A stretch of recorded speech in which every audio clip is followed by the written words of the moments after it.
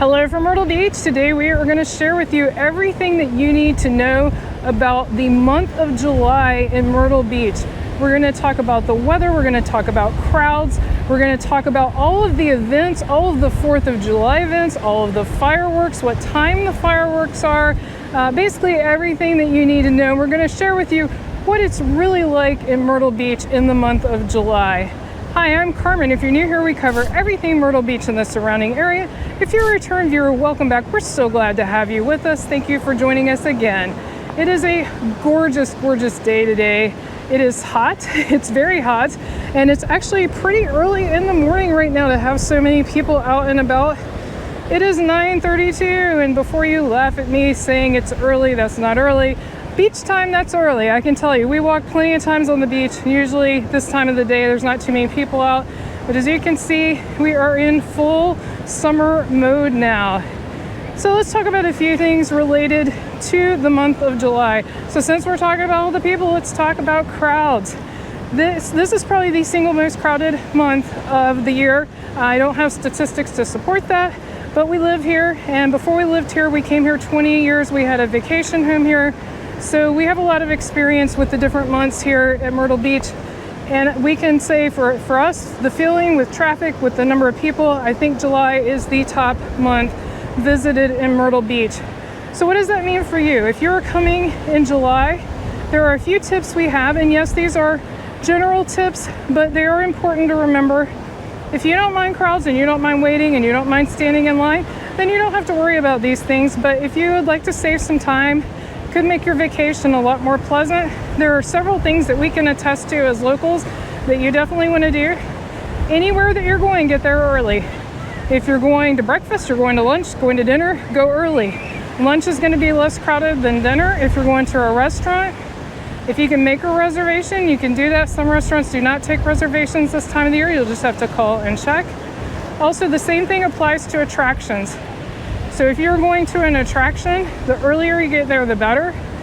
You won't have to wait as long. It won't be as crowded, so you'll enjoy the experience a lot more. So just early. Another advantage to early is saving money, and we're going to give you a few money saving tips as well.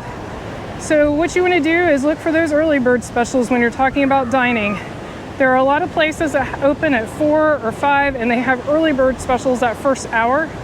Also, some of the big buffets have specials on certain days and times of the week. For example, Captain George's, which we have a video of, it's not called an early bird special, they just have a special at lunch on Sundays. You can look that up on their website to confirm because it could change, but at the time of this recording, they still have that. And we always take advantage of that. It's a great time to go save some money. So those are definitely money saving tips. Another money saving tip is check for Groupons online. That's groupon.com. We are not affiliated with them. It's just a way you might save a few bucks on different things, all kinds of different things. Also look for the Monster or Big Bucks coupon books. You can find those in most hotel lobbies, in most grocery stores right at the front where you get your shopping cart, all around the area, and they are completely free. Now, they're not going to save you a ton of money, but they might save you $1 or $2 off each attraction, and that can add up. So it doesn't hurt. It's free. Might as well grab one. Also, with crowds, most hotels are at capacity. So if you're watching this video at a later time and you want to plan your next year's vacation to Myrtle Beach in July, I would book as early as you possibly can to get what you want. And also, again, you save money. The earlier you book, the more money you're going to save usually. And I would also keep checking back to make sure the rates didn't change because sometimes they do. So that's another money saving tip as well, especially when you're talking about chain hotels or resorts. Definitely a good idea to book early. Check out everyone having a good time. So we get a lot of questions about rental chairs. We have a video called Things to Know When You Visit Myrtle Beach, and we talk about that and many other things that you really do need to know when you visit Myrtle Beach. I will link that in the description below, so definitely check that video out, especially if you're coming here for the first time. But even if you've been here before, you may not know some of the things we cover, so I would definitely check that out. If you're enjoying this video, be sure to give it a thumbs up. That really helps other people find our videos, so we greatly appreciate that. Also, if you want to learn more about Myrtle Beach and the surrounding area, definitely hit that subscribe button so you won't miss anything new. Let's talk weather. So we're going to not touch on this a lot because it is a pretty easy thing to talk about. It is hot, it is humid. It may rain, it may not. That is the general July forecast. You do not have to worry about being cool. You don't have to worry about bringing a jacket unless you want to bring a rain jacket. There is no need for that. It is going to be super hot, super humid. It is hurricane season. Historically, September sees the most hurricanes for Myrtle Beach. So you do want to keep that in mind that July is hurricane season, but we don't tend to get as many hurricanes in July as we do in September and August. But it's still something to keep in the back of your mind. This is a tip we've given before, but if you're new to the channel, definitely check your hotel's cancellation policy in the event of a hurricane or evacuation. Some hotels will not give you your money back if that happens. They might just give you a credit or something like that. So definitely check that out and make sure if you have to cancel due to a hurricane, you can get your money back. That's just a tip from us to you. Many years ago, we got burned by that. So we always like to share that tip. We had a mandatory evacuation and we couldn't get our money back. And so it's definitely something that you want to keep in mind when you're booking your hotel or your Vrbo or whatever you're renting. So that's pretty much it for weather. Just pack for super hot weather and expect that we may get a few thunderstorms, or if we do get hit by a tropical depression or something like that, it might rain all day. It's possible. It's unlikely in July, but it's possible. Anything can happen when you're next to this beautiful ocean. It just comes with the territory. I guess it's a trade-off. It's a trade-off we're fully willing to make. For us, this is a wonderful place to live, a wonderful place to be. We're very happy here. So on to the next topic, which is events. And there are a whole bunch in July, as you can imagine, mostly centered around 4th of July, but there are some other things. We're going to cover them all. Now, in our June video, we did talk about this because it's technically in June, but it is June 29th, and it's something that we find a ton of fun. We really enjoy when we go. So I want to mention it again in case you didn't see our June video. The Conway River Fest is June 29th at Riverfront Park in Conway. You can look that up on the web for more details, but it is a lot of fun. It's right on the riverfront. Conway is a small town that is very close to Myrtle Beach. Short drive. Definitely go earlier because of traffic, though. Traffic that time of the year is not a joke. There's a lot of people coming in and out. But they have a cute golf cart parade. It's patriotic. They have some other patriotic events. They have food trucks. It's just a lot of fun. It's a good time. And you get out of the hustle and bustle of Myrtle Beach. So that's definitely something we recommend if you're in town. It's cute to see a small town 4th of July festival. It's just really a unique experience. Other 4th of July events, these are of course on the 4th of July. So now we're getting into July. Pawleys Island has a 4th of July parade at 10 a.m.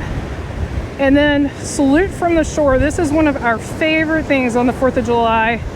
It is a military flyover. They have both modern jets and planes and also some antique military planes that fly, they basically just fly all the way from North Myrtle Beach.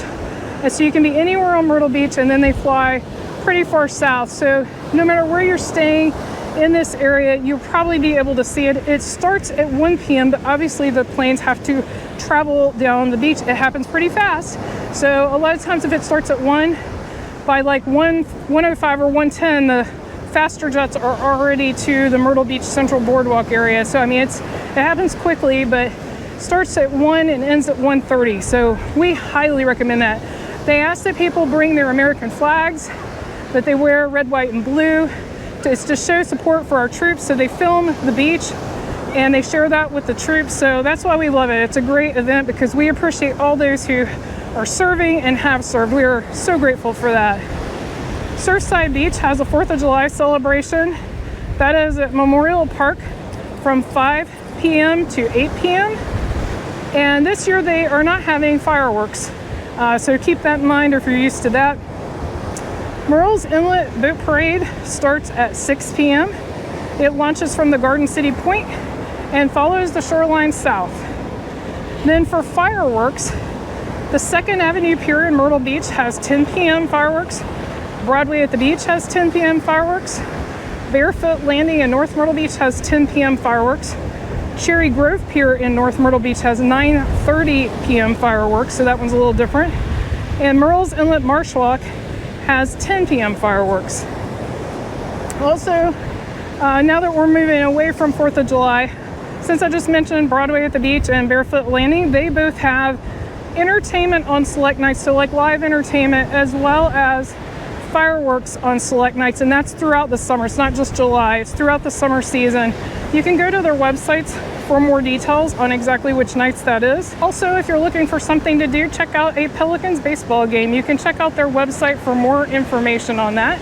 If you have a favorite event or thing to do in the month of July, definitely leave that in the comments. That helps other people that are figuring out what they want to do.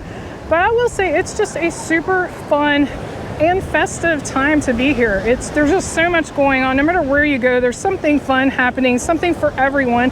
And if you're traveling with kids, definitely check out our Things to Do with Kids in Myrtle Beach.